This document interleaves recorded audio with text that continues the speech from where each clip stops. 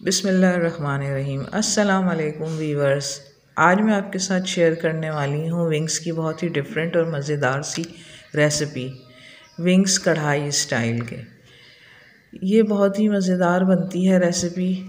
چلیے تو ریسیپی کی جانب چلنے سے پہلے سب سے پہلے اگر آپ نے اب تک میرے چینل کو سبسکرائب نہیں کیا ہے تو اس کو سبسکرائب کر لیجئے گا، اور فیوچر میں اسی طرح کی بہت ہی مزیدار سی ریسیپیز آپ کو دیکھنے کو ملیں گی۔ انگریڈینٹس نوٹ کر لیتے ہیں۔ 5 kg میں نے یعنی کہ ½ kg میں نے ونگز لیے ہیں۔ ٹومیٹو کو میں نے پہلے سے بلانچ کر کے رکھ لیا ہے، یعنی کہ اس کو بوائل کر کے اور کوئی پیسٹ بنا کے۔ نمک میں نے اس میں حسب ضرورت لے لیں یا 1 ٹی اسپون لیا ہے۔ کالی مرچوں کا پاؤڈر لیا ہے 1 ٹی اسپون۔ کٹی لال مرچیں لی ہیں 1 ٹیبل اسپون یا اپنے ٹیسٹ کے حساب سے۔ کٹا دھنیا لیا ہے 1 ٹیبل اسپون۔ ہلدی لی ہے اور ساتھ میں زیرہ لیا ہے 1 ٹی اسپون۔ یہ دہی یوز کی ہے، جنجر گارلک پیسٹ لیا ہے، ہری مرچوں کا پیسٹ بنا کے اپنے ٹیسٹ کے حساب سے لے لیں، اور یہ گارنشنگ کے لیے دھنیا اور مرچوں کا استعمال کریں گے۔ دہی ½ کپ لے لیجئے گا آپ اس کے اندر۔ اور اب ہم اس کی میرینیشن اسٹارٹ کرتے ہیں۔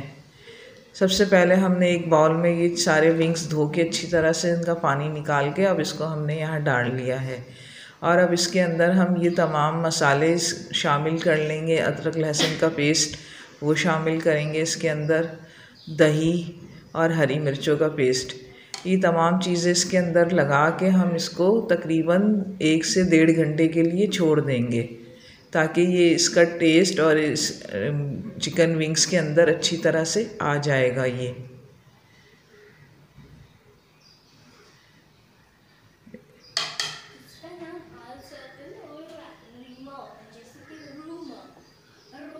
دہی ڈال رہی ہوں اس وقت میں۔ یہ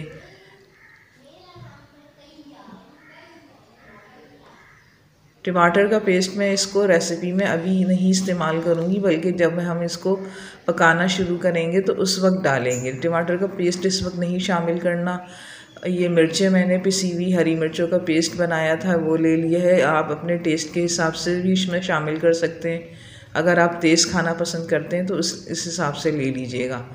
تمام مسالے میں نے اس کے اندر مکس کر دیے ہیں، اور اب اس کو اچھی طرح سے اس کے اندر مکس کر کے اس کو اب میرینیٹ کر کے میں اس کو چھوڑ دوں گی 1 سے تقریباً 1.5 گھنٹے کے لیے، تاکہ یہ مسالے اس کے اندر اچھی طرح سے جذب ہو جائیں۔ یہ تقریباً اب اس کو 1 گھنٹہ ہو چکا ہے میرینیٹ ہوئے ہوئے۔ اب ہم چلتے ہیں اس کی کوکنگ کی طرف۔ تو سب سے پہلے ہم نے ایک چھوٹی سی پیاز لے لینی ہے، کیونکہ کڑھائی میں پیاز ویسے تو استعمال نہیں کرتے ہیں، لیکن گھر میں ہی سب کو گریوی چاہیے ہوتی، تو میں نے ایک چھوٹی سی پیاز لی ہے۔ ایک پین پتیلی لی اور اس کے اندر اب میں آئل ڈال لوں گی۔ تقریباً میں نے اس کے اندر 1/4 کے قریب آئل استعمال کیا ہے۔ آئل ڈال کے اور اس کے اندر میں نے پیاز کو باریک چاپ کر کے اور وہ اس کے اندر فرائی کروں گی میں۔ پیاز کو زیادہ دیر تک فرائی نہیں کرنا، کیونکہ پھر وہ اس طرح سے گلتی نہیں ہے اگر آپ اس کو زیادہ لال کریں گے۔ ہلکی سی کلر چینج ہو جائے، کچی پکی پیاز ہوگی، وہ اس کے اندر اب ہم نے فرائی کرنی ہے۔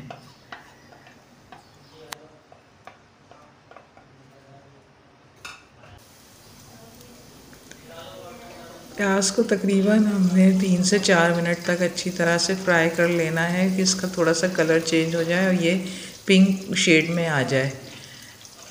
اب ہم اس کے اندر شامل کریں گے جو ہم نے ٹماٹو پیسٹ بنا کے رکھا تھا، بلانچ کر کے یعنی بوائل کر کے ان کا چھلکا اتار کے، اور اس کا ہم نے پیسٹ بنا لیا تھا۔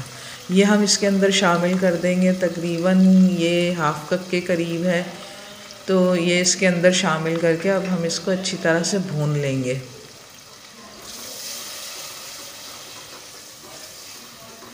کیونکہ چکن جلدی گل جاتا ہے تو اس لیے ہم نے پہلے اس کا پانی خشک کر لینا ہے۔ جب اس کا ٹماٹر اچھی طرح سے بھن جائیں اور آئل سیپریٹ ہو جائے گا تو اب ہم اس کے اندر ونگز شامل کر لیں گے۔ اب ہم اس کے اندر یہ میرینیٹ کیے ہوئے ونگز ڈال کے اور اس کو اچھی طرح سے چلائیں گے۔ لکڑی کا ہم نے ووڈن اسپون یوز کریں گے، اور وہ سیدھا چپٹا ہونا چاہیے، کیونکہ اگر گول والا یوز کریں گے تو اس سے یہ چکن ٹوٹ سکتی ہے۔ تو یہ ٹپس آپ ضرور دھیان میں رکھیے گا کہ اس کے لیے ہمیں چمچہ کس طرح سے استعمال کرنا ہوگا۔ اب ہم نے یہ ونگز اس کے اندر ڈال دیے ہیں اور اس کو ہلکے ہاتھ سے ہم نے چلانا شروع کرنا ہے تاکہ ٹماٹر کا پیسٹ اور مسالہ لگے ونگز اچھی طرح دونوں آپس میں مکس ہو جائیں۔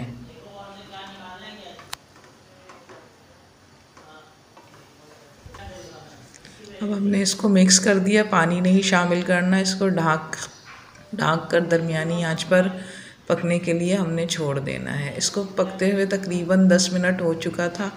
اب ہم نے اس کا ڈھکنا کھول دینا ہے، اس کے اندر پانی ہوگا۔ اب اس کو مزید ڈھانک کے نہیں پکائیں گے ورنہ یہ جلدی گل جاتا ہے تو گوشت ٹوٹ جائے گا اس کا۔ اب ہم نے اس کو تھوڑا سا چلا لینا ہے اور اس کو درمیانی سے تھوڑی تیز آنچ کر کے اس کا پانی خشک کریں گے۔ پانی دیکھیں اب اس کا تقریباً خشک ہونے پہ آ چکا ہے اور یہ بھننے پہ آنے والی ہے۔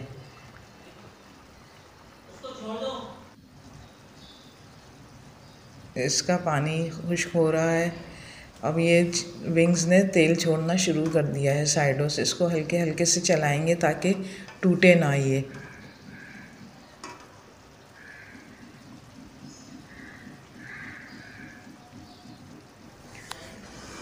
یہ دیکھیں جناب تقریباً تیل اوپر آ چکا ہے اور مسالہ اس کا بھن چکا ہے۔ یہ اب ہماری چکن ونگز مزیدار سی کڑھائی اسٹائل کی ریڈی ہو گئی ہے۔ اب ہم اس کو تھوڑی دیر ڈھک کر دھیمی آنچ سلو کر دیں گے اور اس کو توے پہ رکھ دیا تاکہ اس کا تیل اچھی طرح سے اوپر آ جائے گا۔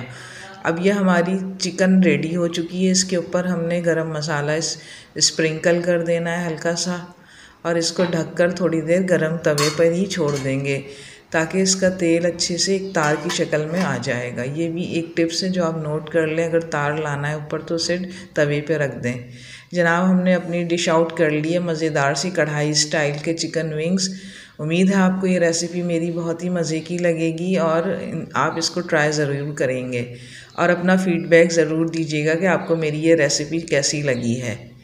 میرے چینل کو سبسکرائب کرنا مت بھولیے گا۔ Thank you.